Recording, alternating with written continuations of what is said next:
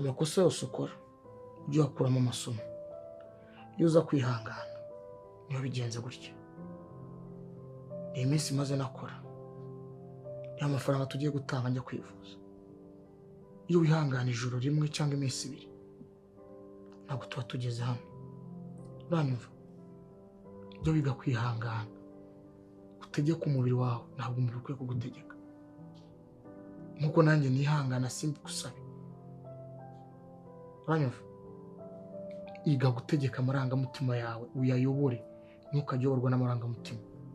Wazarohama. Izi ni sandali tugenda. Ariko kike utaragenda menya abantu ugisha inama. Uranyumva? Menya abantu ugisha inama kandi umenye neza ko inama abantu bakugiriye zose atari ugomba kuzakira ngo uzishyire mu bikorwa. Yego.